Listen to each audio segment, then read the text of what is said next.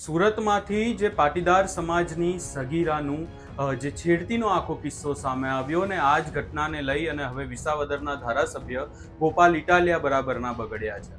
શું છે સમગ્ર મામલો એની વિગતે ચર્ચા કરીશું. નમસ્કાર, હું છું ઉજ્જવલ અને આપ જોઈ રહ્યા છો નિર્ભય ન્યૂઝ.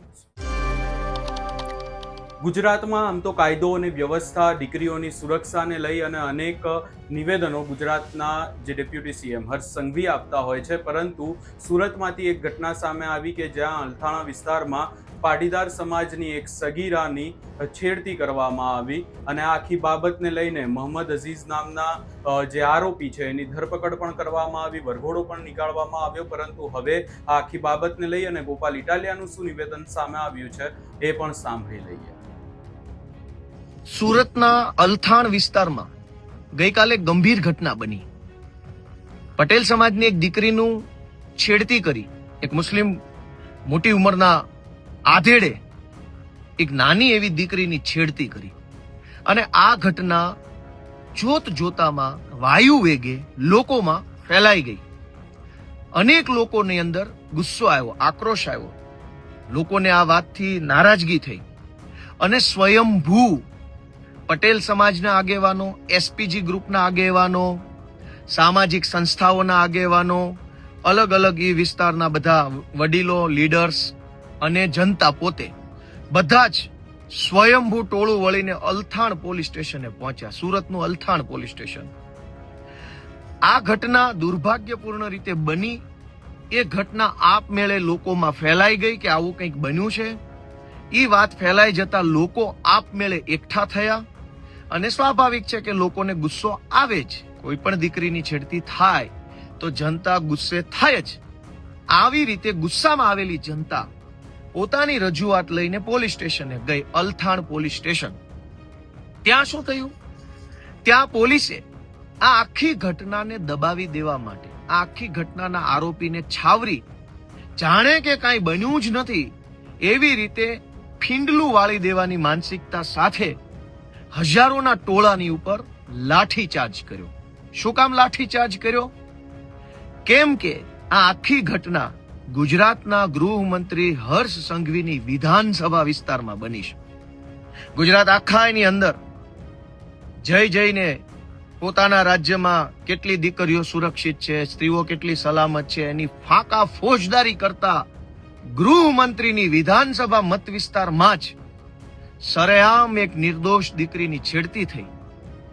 ઈ ઘટના આખા ગુજરાતમાં ફેલાય નહીં અને દીકરીઓની સલામતીનો ભાંડો ફૂટી જાય નહીં એટલે ગઈકાલે રાત્રે પોલીસ સ્ટેશને રજૂઆત કરવા ગયેલા સામાજિક આગેવાનો ઉપર પોલીસે બેફામ લાઠીચાર્જ કર્યો.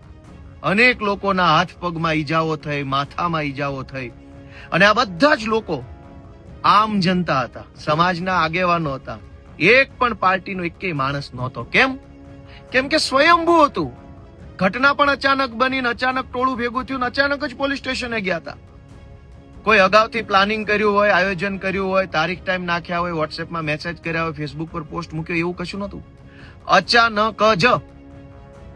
હવે મનુ પટેલ ઉધનાના ધારાસભ્ય છે, એ આજે આ આખી ઘટનાને દબાવી દેવા માટે એવું નિવેદન આપે છે કે પોલીસ સ્ટેશને ટોળું થઈને જે આવ્યા હતા એ આમ આદમી પાર્ટીના કાર્યકર્તાઓ હતા અને ભાજપ હાય હાયના નારા લગાવતા હતા એટલે પોલીસે લાઠીચાર્જ કર્યો. તો મારી સુરત પોલીસ કમિશનર સાહેબની અને ઉધનાના ધારાસભ્ય મનુભાઈ પટેલને એક જ વિનંતી છે કે તમારા પોલીસ સ્ટેશનમાં તો સીસીટીવી લાગેલા છે.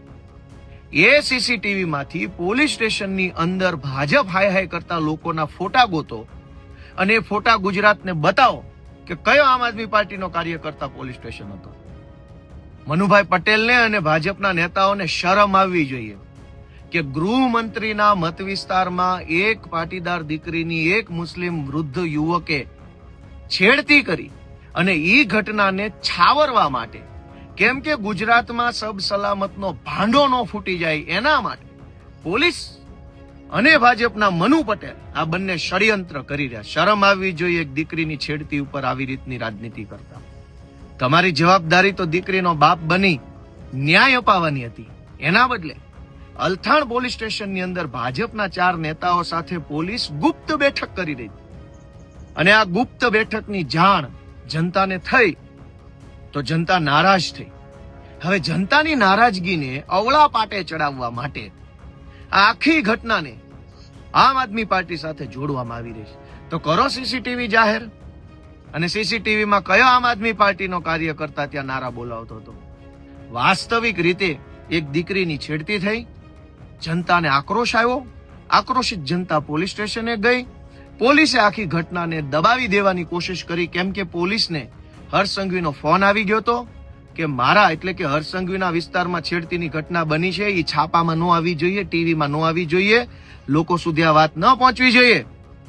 પણ લોકોને ખબર પડી ગઈ કે પટેલ સમાજની દીકરીની છેડતી થઈ અને હર્ષ સંઘવીએ પોતાનું નામ ખરાબ ન થાય, પોતાની બહુ મોટી સિંઘમ જેવી જે છબી બનાવી છે એ છબી ધૂળમાં ન મળી જાય, એટલે આખી ઘટનામાં આરોપીને છાવરવાની અને નિર્દોષ લોકોને મારવાની સૂચના આપી.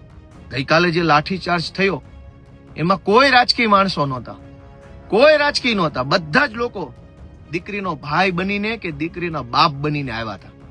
જેટલા માણસો ત્યાં હતા એ જનતા હતી, કોઈ પાર્ટી વાળા નહોતા. એક તો આવી ઘટના બની, ઉપરથી લોકોને માર માર્યો, ઉપરથી એ જનતા ઉપર તમે કોઈ બીજી રાજકીય પક્ષના હોવાનો આરોપ મૂકો છો. શરમ નથી આવતી? અને દીકરીઓની છેડતી થાય પછી શું ભાજપ જિંદાબાદ બોલી શકાય? દીકરીઓની છેડતી ગૃહમંત્રીના મત વિસ્તારમાં થાય તો ભાજપ હાય હાય જ હોય, ભાજપની જય ન હોઈ શકે. આજે મારે અલથાણ અને ઉધના એ વિસ્તારમાં રહેતા સમાજના બધા વડીલોને વિનંતી કરવી છે કે કોઈ લુખ્ખા લફંગા ટપોરીએ દીકરીની છેડતી કરી, એ ઘટના બન્યા કરતા પણ વધુ ગંભીર ઘટના એને છાવરવાની જે કોશિશ થઈ ને એ છે. ગુનેગારને જ્યારે છાવરવામાં આવે ત્યારે ગુનેગારની ગુનો કરવાની હિંમત 10 ગણી વધી જાય છે. અને જ્યારે ગુનેગારને ગૃહમંત્રી પોતે છાવરે ત્યારે તો ગુનેગાર પોતે બહુ મોટો મહાન વ્યક્તિ હોય એવા વહેમમાં આવી જાય છે. કાલે પોલીસે જે લાઠીચાર્જ કર્યો છે, દીકરીની છેડતીના આરોપીને બચાવવાની ભરપૂર કોશિશ કરી છે અને જનતા ઉપર જે દમન કર્યું છે એ સખત શબ્દોમાં હું વખોડી કાઢું છું અને લોકોને અપીલ કરું છું કે ક્યાં સુધી આવું સહન કરશું? આપણી દીકરી અન્યાયનો ભોગ બને, રજૂઆત લઈને આપણે પોલીસ સ્ટેશન જઈએ તો આપણે પણ ભોગ બનીએ અને આપણા જ નેતાઓ આપણને બીજી પાર્ટીના આગેવાન છીએ એવી રીતે આપણને ચીતરી મારે તો મનુભાઈ પટેલને, હર્ષ સંઘવીને, પોલીસ કમિશનરને નમ્ર વિનંતી છે કે જરાક તમારી જાતને પૂછો કે તમારી દીકરી સાથે છેડતી થઈ હોત ત્યારે પણ તમે આવા જ પ્રકારના નિવેદન કરતા હોત કે કંઈક સારું બોલતા હોત? હું સમાજના બધાય લોકોને 2 હાથ જોડીને વિનંતી કરું છું કે હજુ આંખ નહીં ખુલે તો ક્યારે આંખ ખુલશે? અને હજુ આંખ નહીં ખુલે તો હજુ આપણા કેટલા નિર્દોષ સંતાનોનો ભોગ લેવા છે એનો જરાક વિચાર કરો, આત્મા જગાડો, પોતાના મનને ઢંઢોળો અને આપણા બાળકો, આપણા આવનારા ભવિષ્ય માટે થઈ સહેજ જાગૃત બનીને આગળ આવો. જય જય ગરવી ગુજરાત.